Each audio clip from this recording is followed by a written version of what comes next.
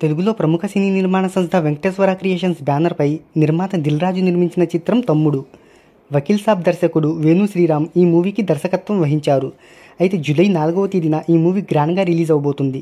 ఇక ఈ మూవీ వివరాలు ఒకసారి చూసుకున్నట్టయితే 2023వ సంవత్సరంలో షూటింగ్ స్టార్ట్ చేసుకున్న ఈ చిత్రం నితిన్కు గాయం కావడం వల్ల వాయిదా పడుతూ వచ్చింది. అయితే ప్రమోషన్స్లో దిల్ రాజు మాట్లాడుతూ కథ డిమాండ్ చేయడంతో ఎక్కడా రాజీ పడకుండా 35 కోట్ల రూపాయలను టెక్నికల్ ప్రొడక్షన్స్ కోసమే ఖర్చు చేశామని, అటవీ ప్రాంతంలో ఎక్కువగా షూటింగ్ చేయడం వల్ల ఖర్చు అనేది పెరిగిపోయిందని, ఈ సినిమాను 75 కోట్ల రూపాయల బడ్జెట్తో నిర్మించామని నిర్మాత దిల్ రాజు తెలిపారు.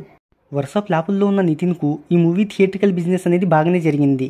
నైజాంలో 8.5 కోట్లు, సీడెడ్లు 3 కోట్లు, ఆంధ్రాలోని ఇతర జిల్లాల్లో ప్రీ రిలీజ్ డేట్స్ 8.5 కోట్ల రూపాయలకు జరిగింది.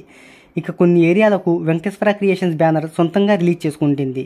ఇక ఏపీ తెలంగాణలో 20 కోట్ల రూపాయలకు బిజినెస్ జరిగినట్టు ట్రేడ్ వర్గాలు చెప్తున్నాయి. ఇక కర్ణాటకలో 1.5 కోట్ల రూపాయలు, ఇతర రాష్ట్రాల్లో 50 లక్షలు, ఓవర్సీస్లో 2 కోట్ల రూపాయలకు బిజినెస్ జరిగింది.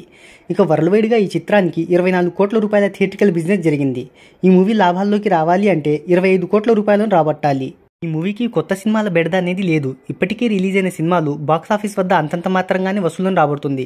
ఇక ఈ మూవీకి గనుక పాజిటివ్ టాక్ వస్తే బాక్సాఫీస్ దగ్గర మంచి వసూలను అయితే రాబడుతుంది. ఇక ఈ మూవీని తొలి రోజు ప్రపంచవ్యాప్తంగా 600 స్క్రీన్స్లో రిలీజ్ చేయబోతున్నారు. వరుస ఫ్లాపుల్లో ఉన్న నితిన్కు ఈ మూవీ అనేది హిట్ టాక్ వస్తేనే గట్టెక్కుతాడు, లేదంటే తన మార్కెట్ అనేది ఇంకా డౌన్ అవుతుంది. రాబిన్హుడ్ చిత్రం పూర్తిగా డిజాస్టర్ టాక్తో 13.5 కోట్ల రూపాయల గ్రాస్ వసూలను రాబట్టింది. ఇక ఈ సినిమాకు కనుక హిట్ టాక్ వస్తే ఈజీగా 50 కోట్ల రూపాయల వసూలను రాబడుతుందని ట్రేడ్ వర్గాలు అంచనా వేస్తున్నాయి. మరి చూద్దాం ఈ మూవీ అన్న నితిన్కు హిట్ ఇస్తుందో లేదో.